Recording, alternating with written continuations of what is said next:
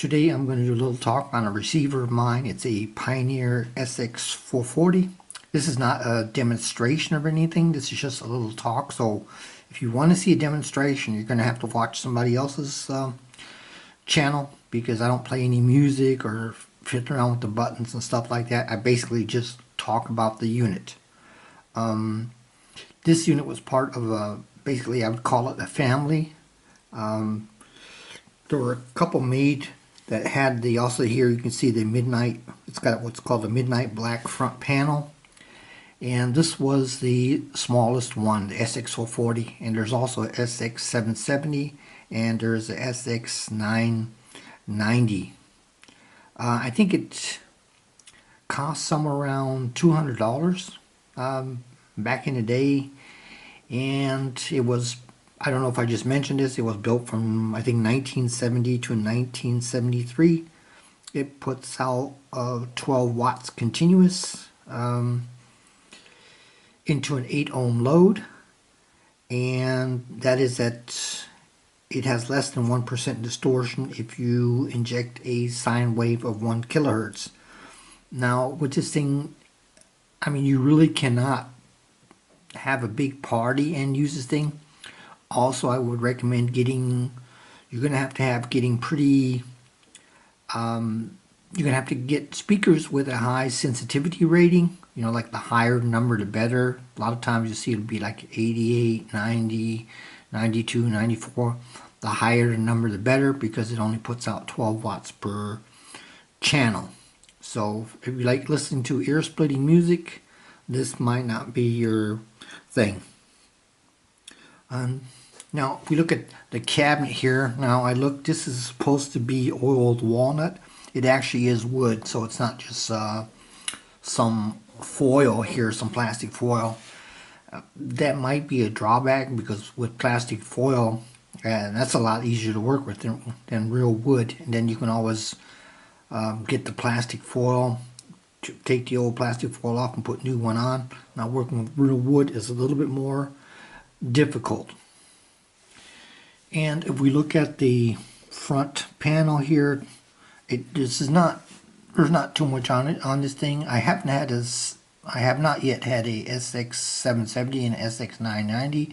I think these have a lot more controls on them. This just has basic controls. It's got a basic power off, power on switch. Phones here.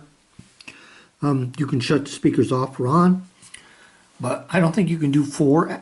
You can't run 4 speakers at the same time, because you have to go A or B. And this is bass and treble. And over here on the right we have stereo mono, the tape monitor switch, the loudness switch, tuning, and of course your function switch, which switches between phono, aux, stereo, FM mono, AM. And all the way to the right you got your volume control. If we take a look at the lights here, I think there's actually 4 bulbs behind the faceplate, and there's one behind the, this is a signal strength meter. You've got a little bulb for the FM stereo, and of course your dial pointer bulb is also lit. Now I don't know exactly the rating for the dial pointer bulb, or the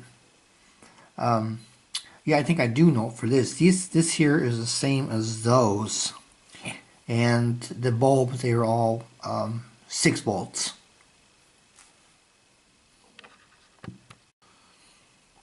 And when you, of course, when you pull the old bulbs out, at least with the larger bulbs here for the dial plate and the signal strength meter, you can read the amperage on there. Now there's not really too much to say about the back here. The only thing I didn't like with this unit were the speaker connectors here. It's got some kind of an oddball system, which used to be able to buy the connectors. I don't think not anymore. And if you do get them, I've seen them advertised before on eBay. I think they were pretty expensive.